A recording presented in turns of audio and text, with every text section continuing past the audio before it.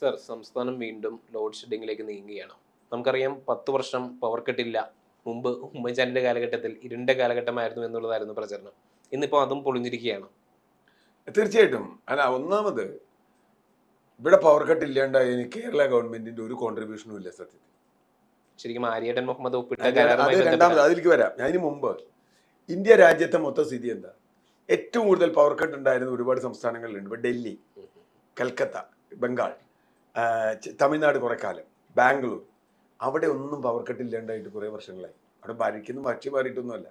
അതിനൊരു പ്രത്യേക കാരണം 2012-13 കാലത്താണ് നാഷണൽ ഗ്രിഡ് വന്നത്. നാഷണൽ പവർ ഗ്രിഡ് വന്നത് മൻമോഹൻ സിംഗിന്റെ കാലത്താണ്. നാഷണൽ പവർ ഗ്രിഡ് വന്നപ്പോൾ 2-3 കാര്യങ്ങൾ സംഭവിച്ചു. ഒന്ന്, ഇന്ത്യയുടെ ഏത് സംസ്ഥാനത്തു നിന്നും ഏത് സംസ്ഥാനത്തേക്കും വൈദ്യുതി കൊണ്ടുവരാമെന്ന് വെച്ചാൽ ആസാമിൽ നിന്ന് വേണമെങ്കിൽ, അല്ലെങ്കിൽ മധ്യപ്രദേശിൽ നിന്ന് വേണമെങ്കിൽ, ഛത്തീസ്ഗഡിൽ നിന്ന് വേണമെങ്കിൽ കേരളത്തിലേക്ക് വൈദ്യുതി കൊണ്ടുവരാം, വാങ്ങാം നമുക്ക്. രണ്ടാമത്, സ്പോട്ട് ബില്ലിംഗ് എന്നൊരു സമ്പ്രദായം വന്ന് നമുക്ക് എപ്പോൾ വേണമെങ്കിൽ വൈദ്യുതി കിട്ടും. പക്ഷെ അപ്പോൾ വിലയുടെ വ്യത്യാസം ഉണ്ടാവും. അത് മറികടക്കാനാണ് UDF ഗവൺമെന്റിന്റെ കാലത്ത് ഒരു കമ്പനിയുമായി ദീർഘകാല കരാർ ഒപ്പിട്ടു. ഒരു 450 മെഗാവാട്ട് 450 രൂപയ്ക്ക് കരാർ ഒപ്പിട്ടു. അത് ദീർഘകാല കരാറാണ്. ആ കരാറിന്റെ ഗുണം എന്താ വെച്ചാൽ അത് അത്രയും വർഷം ആ എമൗണ്ടിന് നമുക്ക് തന്നോളണം. വില മാർക്കറ്റിൽ കൂടിയാലും കുറഞ്ഞാലും. പിന്നെ എന്തുകൊണ്ടായിരിക്കും നമ്മുടെ വൈദ്യുതി റെഗുലേറ്ററി? ഞാൻ പറയാം, അതിലേക്ക് വരാം. അവിടെയുള്ള പ്രശ്നം എന്താ വെച്ചാൽ, രണ്ടാമത് വന്നത് LDF ഗവൺമെന്റ് വന്നു കഴിഞ്ഞപ്പോൾ ഇവിടെ ഇഷ്ടംപോലെ പവർ കിട്ടാൻ തുടങ്ങി. അപ്പോഴേക്കും നാഷണൽ ലെവലിൽ തന്നെ ഡിമാൻഡ് കുറഞ്ഞു.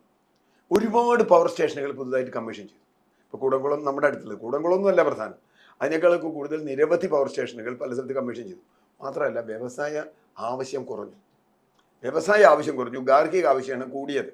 അപ്പോൾ അതുപോലെ കൺസ്ട്രക്ഷൻ, വ്യാപാരമൊക്കെയാണ്.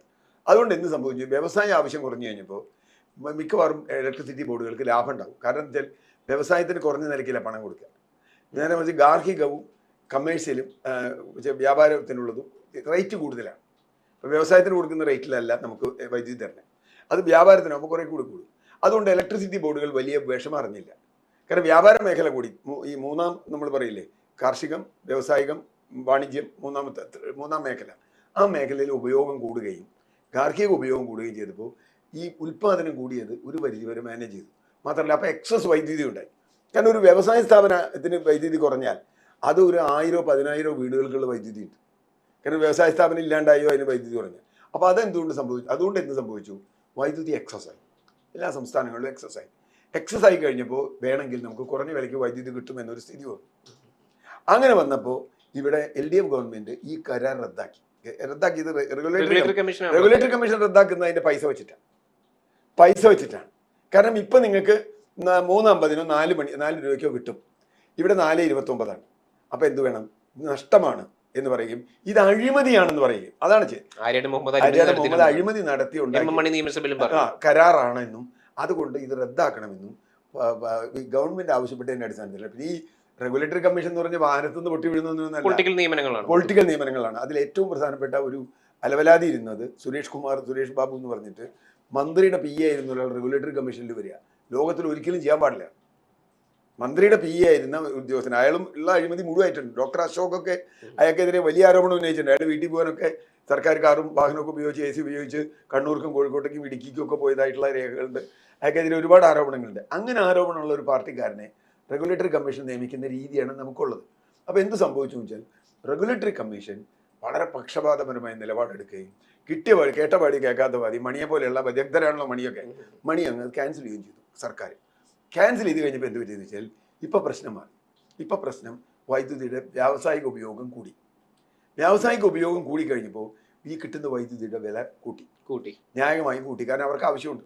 അപ്പോൾ ലഭ്യത കുറയുമ്പോൾ, മാർക്കറ്റ് അങ്ങനെയാണല്ലോ, ഒരു സ്ഥാനത്തിന് നമ്മൾ പഴയ ലഭ്യത കുറയുമ്പോൾ ഡിമാൻഡ് കൂടുകയും ലഭ്യത കുറയുകയും ചെയ്യുമ്പോൾ നിങ്ങളുടെ പൈസ കൂടും, വില കൂടും. അത് മാർക്കറ്റാണ്. അപ്പോൾ എന്ത് പറ്റിയെന്ന് വെച്ചാൽ, ഈ ഓൺ ദ സ്പോട്ട് വാങ്ങുന്നതിന് വില വളരെ കൂടി. 10 രൂപയാണ് ഇപ്പോൾ ഒരു യൂണിറ്റ് വൈദ്യുതിക്ക്. കുറെ കാലമായി 10 രൂപയ്ക്ക് 8 രൂപയ്ക്ക് നമ്മൾ വാങ്ങിക്കൊണ്ടിരിക്കണേ. 4.29 വാങ്ങേണ്ട വൈദ്യുതി വളരെ വർഷങ്ങളായി 8 രൂപയ്ക്കും 7 രൂപയ്ക്കും 9 രൂപയ്ക്കും ഒക്കെ നമ്മൾ വാങ്ങിക്കൊണ്ടിരിക്കുന്നത് സ്പോട്ട് ബില്ലിംഗ്. അപ്പോൾ അവസാനം ഈ ഗവൺമെന്റ് തന്നെ ഈ കരാറ് പുനഃസ്ഥാപിക്കണമെന്ന് ആവശ്യപ്പെടേണ്ടി വന്നു. സുപ്രീം കോടതിയിൽ പോയി. അപ്പൊ ഇപ്പൊ പറഞ്ഞ അഴിമതി കരാറാണ്. അഴിമതി ആണെങ്കിലും ഇന്നലെ ഒരു നേതാവ് ഇരുന്ന് പറയണ ഞാൻ കേട്ടു, അഴിമതി ആണെങ്കിലും വില കുറഞ്ഞ് കിട്ടുമല്ലോ. അപ്പോൾ ആര്യാടെ മുഹമ്മദിനെതിരെ അഴിമതി എന്ന് പറഞ്ഞതും ഈ കരാർ തട്ടിപ്പാണെന്ന് പറഞ്ഞതും ഇത് ശുദ്ധ നുണയായിരുന്നു. അപ്പൊ ഇത് അവസാനം വരെ ഇവർ പിടിച്ച് ഇലക്ഷൻ കഴിയുന്നവരെ പിടിച്ചിരിക്കാനാണ്. എന്നിട്ട് എന്താ ശിവൻകുട്ടി അപ്പൂപ്പൻ കുട്ടികളോട് ചോദിക്കുക, കാരണം പവർ കട്ട് എന്താണെന്ന് നിങ്ങൾക്ക് അറിയാമോ കുട്ടികളെ എന്ന് ചോദിക്കുകയാണ്. എന്ന് വെച്ചാൽ അത്തരത്തിലുള്ള PR വർക്ക്. എന്നിട്ട് ഇപ്പോൾ അവസാനം എന്ത് പറ്റി? ഇപ്പോൾ ഇലക്ഷൻ കഴിഞ്ഞു, വീണ ജോർജിന്റെ കാര്യം പറഞ്ഞ മാതിരി, വയനാട്ടിലെ വീടിന്റെ കാര്യം പറഞ്ഞ മാതിരി ഇപ്പൊ ഇലക്ഷൻ കഴിഞ്ഞപ്പോൾ ഇനി ഒന്നുമില്ല. അല്ല, അത് മാത്രമല്ല, ഈ കരാർ ഒപ്പിട്ടത് കൊണ്ട് KSEBക്ക് 2300 കോടി രൂപയുടെ നഷ്ടമാണ് വന്നത്. ഞാൻ പറഞ്ഞേ കരാർ റദ്ദാക്കിയതുകൊണ്ട് 2300 കോടി രൂപ എന്റെയും നിങ്ങളുടെയും പൈസ പോയി എന്ന് പറഞ്ഞാൽ ഇനി ഇലക്ട്രിസിറ്റി വില കൂട്ടണം. ഇപ്പൊ മന്ത്രി തന്നെ പറഞ്ഞല്ലോ ചിലപ്പോൾ വില കൂട്ടേണ്ടി വരുന്നത്. എത്ര പ്രാവശ്യം ഒരു വില കൂട്ടി? എത്ര പ്രാവശ്യം ഈ ഗവൺമെന്റ് വന്നിട്ട് കഴിഞ്ഞ 10 വർഷത്തിനകത്ത് ഇലക്ട്രിസിറ്റിയുടെ വില കൂട്ടിയെന്ന് മാത്രം നമ്മൾ നോക്കിയാൽ രാജ്യത്ത് എനിക്ക് തോന്നുന്നു വൈദ്യുതി ചാർജ് ഇത്രയും ഉള്ള ഒരു സ്റ്റേറ്റും ഇല്ല. മാത്രമല്ല, ഇനി ഇവർക്ക് എന്തെങ്കിലും ക്രെഡിറ്റ് പറയണമായിരുന്നെങ്കിൽ കേരളത്തിൽ ഒരു യൂണിറ്റ് സർക്കാർ കൂടുതൽ ഉൽപ്പാദിപ്പിക്കണമായിരുന്നു.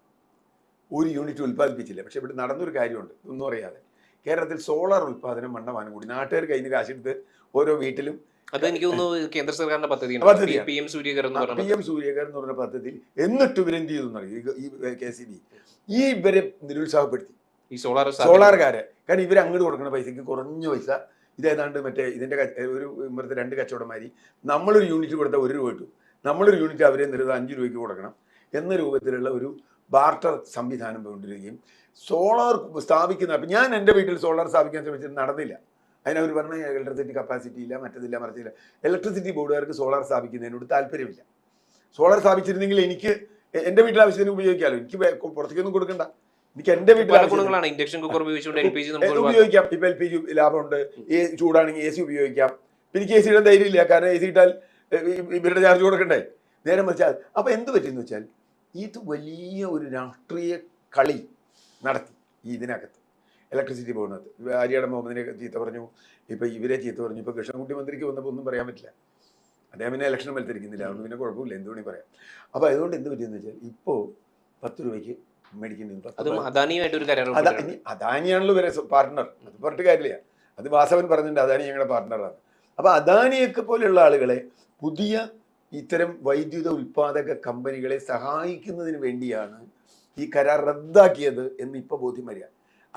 അഴിമതി ഇവർക്കെതിരെ പറഞ്ഞു, UDFിനെതിരെ അഴിമതി പറഞ്ഞ ആളുകൾ വലിയ അഴിമതി, ഈ സ്പോട്ട് വൈദ്യുതി വാങ്ങുന്നതിൽ വലിയ അഴിമതിയുണ്ട്. കാരണം 4 രൂപ 29 പൈസക്കാരൻ്റെ വൈദ്യുതി 10 രൂപയ്ക്ക് എന്നാൽ എനിക്ക് 2 രൂപ നിൽക്കുന്നൂടെ, തന്നൂടെ? സ്പോട്ട് ബില്ലിംഗ് ഇതാണ് ചാർജ്. അത് അതിന് പ്രത്യേകിച്ച് കൊട്ടേഷൻ ഒന്നുമില്ല സ്പോട്ട് ബില്ലിങ്ങിന്. കാരണം നമ്മൾ മാർക്കറ്റിൽ പോയി ഒരു സാധനം വാങ്ങിക്കുന്നത്. ഈ നാഷണൽ പവർ ഗ്രിഡ് ഒക്കെ മറച്ചു വെച്ചിട്ടാണ് പറയുന്നത് ഈ ഉമ്മൻചാണ്ടി സർക്കാരിന്റെ കാലഘട്ടം ഇരുണ്ട കാലഘട്ടം. അല്ല, അതാ ഞാൻ പറഞ്ഞത്. അന്ന് പവർ കട്ട് ഉണ്ടായെങ്കിൽ, അന്ന് ലോഡ് ഷെഡിങ് ഉണ്ടായെങ്കിൽ ഇന്ത്യയിലെ അവസ്ഥ അതാണ്. ഇന്നതല്ല. ഇന്ന് ഏത് സ്റ്റേറ്റിലാണ് പവർ കട്ട് ഉള്ളത്? പക്ഷേ ഇല്ല. അതാണ് ചോദ്യം, അതാണ് ചോദിക്കേണ്ട ചോദ്യം. ഇന്ന് ഇന്ത്യയിൽ ഏത് സംസ്ഥാനത്ത് പവർ കട്ടുണ്ട്? പവർ കട്ടിന് പ്രസിദ്ധമായിരുന്നു ഡൽഹിയും കൽക്കട്ടയൊക്കെ. ഞാൻ കൽക്കട്ടയ്ക്ക് പോകുന്ന കാലത്ത് ഭയങ്കര ടെൻഷനാണ് എനിക്ക്. അത് CPM ഭരിക്കുന്ന കാലം. എനിക്ക് ഭയങ്കര ടെൻഷനാണ്, എപ്പോഴത് പോകാമെന്നറിയില്ല, പോയപ്പോഴാ വരികയെന്നറിയില്ല. അങ്ങനെയുള്ളൊരു അവസ്ഥയായിരുന്നു. അത് കൽക്കട്ടയുടെ ഗുണം കൊണ്ടോ മറ്റേ CPMന്റെ ദോഷം കൊണ്ടൊന്നുമല്ല. നാഷണൽ ലെവലിൽ ഉൽപാദനം വളരെ കൂടി, ഡിമാൻഡ് കുറഞ്ഞു. നാഷണൽ പവർ ഗ്രിഡ് പദ്ധതി വലിയൊരു പങ്ക് വഹിച്ചിട്ടുണ്ട്. അതൊന്നും പറയാതെ ഇത് ആര്യാടെ മുഹമ്മദ് അഴിമതി ചെയ്തു എന്ന് പറയുകയും അവസാനം ഇപ്പോൾ കയ്യും കാലിട്ട് അടിക്കുകയോ ചെയ്യുന്നത്. ഇപ്പം എന്നിട്ട് പവർ കട്ടില്ലാത്ത 5 വർഷം 10 വർഷം പറഞ്ഞാൽ പവർ കട്ട് ഇപ്പോൾ LDF 2ാം ഭരണം കിട്ടിയാലും 3ാം ഭരണം കിട്ടിയാലും പവർ കട്ട് കൂടിയില്ല. പവർ കട്ട് ഉണ്ടാവണം, കാരണം കരാറില്ല. ദീർഘകാല കരാർ നിങ്ങൾ ഒപ്പുവെക്കാൻ പോയാൽ 10 രൂപയ്ക്കാണ് തരിക. അത് വലിയൊരു നഷ്ടം KCBക്ക് ഉണ്ടാക്കുകയും ചെയ്യും. 2300. അത് മാത്രമല്ല KCBയുടെ ഒരു ഭാഗം നഷ്ടം സംസ്ഥാന സർക്കാർ ഏറ്റെടുക്കുകയും കൂടി. അല്ല, എടുക്കാതിരിക്കാൻ പറ്റില്ലല്ലോ. KCBയുടെ നഷ്ടം ഏറ്റെടുത്തില്ലെങ്കിൽ അതിന് വില കൂട്ടും. ഇപ്പൊ ഒന്നുകിൽ നികുതി പണത്തിൽ നിന്ന് കൊടുക്കണം, അല്ലെങ്കിൽ നമ്മൾ കയ്യിൽ നിന്ന് കൊടുക്കണം.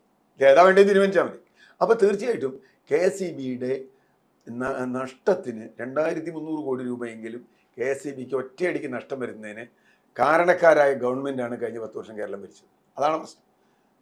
അത് മറച്ചു വെച്ച് ഞങ്ങൾക്കിവിടെ പവർ കട്ടില്ല, കുട്ടികളെ പഠിപ്പിക്കാൻ നോക്കിയിട്ട് കാര്യമില്ല. പവർ കട്ടും ലോഡ് ഷെഡിങ്ങും വരും. കാരണം അത് നാഷണൽ ലെവലിൽ ഉണ്ടെങ്കിൽ പവർ കട്ട് വരും. കാരണം എന്താ?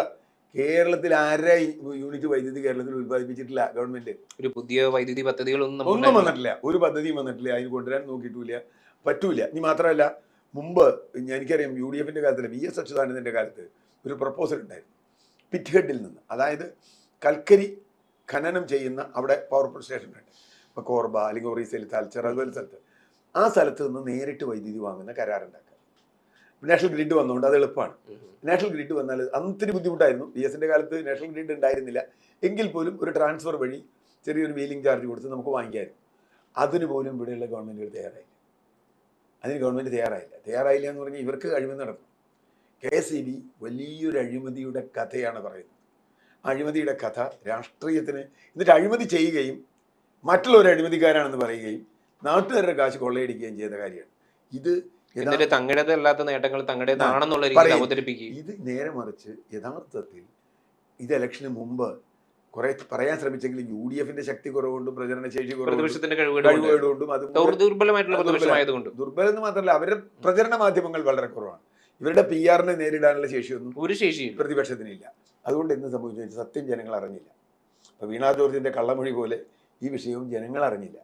വയനാട്ടിലെ വീട്, ഞാൻ നേരത്തെ പറഞ്ഞ വയനാട്ടിലെ വീട് പൊട്ടിപ്പൊളിഞ്ഞതാണെന്നും ഒരാളെങ്കിൽ മര്യാദയ്ക്കല്ല പണിതെന്നുള്ള കാര്യം ഇപ്പം നാട്ടുകാർക്കറിയാം. മഴ പെയ്താൽ മാത്രമേ ചോരുള്ളൂ എന്നാണ് ഇപ്പോൾ പറയുന്നത്. മഴ പെയ്തില്ലെങ്കിൽ അവിടെ ചോർച്ചയില്ല എന്നാണ് മന്ത്രി രാജൻ പറഞ്ഞത്. അത് ശരിയാണ്, മഴ പെയ്തില്ലെങ്കിൽ ചോർച്ചയില്ല. അങ്ങനെയുള്ള ഒരു അവസ്ഥയിലേക്ക് ഇപ്പോൾ കേരളം എത്തി നിൽക്കുക. ഇതുവരെ നടത്തിയ ഈ കള്ള PR വർക്ക് മുഴുവൻ തകർന്നടിയുന്ന കാഴ്ച.